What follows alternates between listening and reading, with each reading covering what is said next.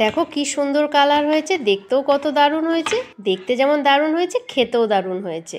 হ্যাঁ, এটা হলো আমলকির আচার। তো ওয়েলকাম এভরিবডি, ওয়েলকাম মৌ ব্লগ চ্যানেলে সবাইকে স্বাগত। আর নতুন একটি ভিডিও নিয়ে আমি চলে এসেছি। আর এটা হলো আজকের রেসিপিটা হলো আমলকির আচার। সেটা কিভাবে করব, পুরো ভিডিওটা স্কিপ না করে দেখো।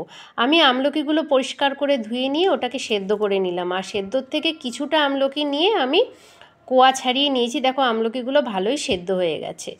এইবার আমি একটি পাত্রে মশলা করার জন্য গোটা জিরে, ধনে, মেথি আর দুটো গোলমরিচ আর একটা শুকনো লঙ্কা নিয়ে নিয়েছি।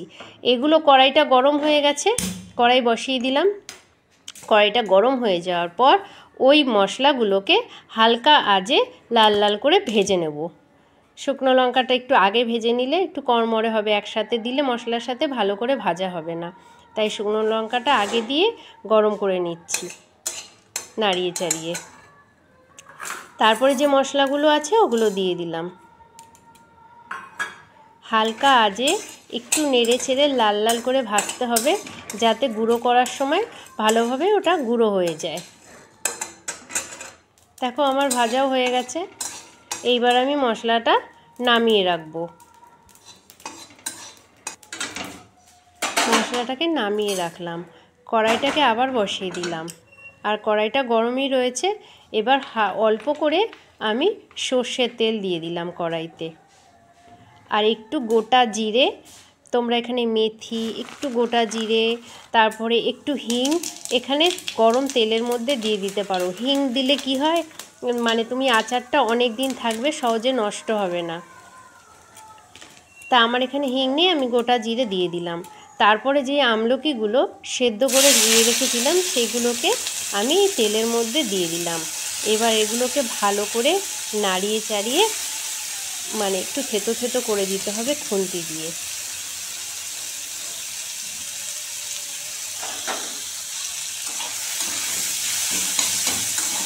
এভাবে নাড়িয়ে চাড়িয়ে, আর এটা না কোনো একটু জল তোমরা ইউজ করবে না, কারণ যেহেতু আমলকিগুলো সেদ্ধ করা আছে। আর এরপরে মিষ্টি দেওয়া হবে চিনি বা গুড় দিয়ে। এখন শীতকালের সময় তোমরা পাটালি পাবে, পাটালি গুঁড়ো ইউজ করতে পারো, চিনি যে কেউ ইউজ করবে, যাই ইউজ করবে কিনা, যাতে একটা জল বেরাবে, তার জন্য এক্সট্রা কোনো জলের প্রয়োজন হবে না। একটু আমি কালার আসার জন্য একটুখানি আমি হলুদ দিয়ে দিলাম।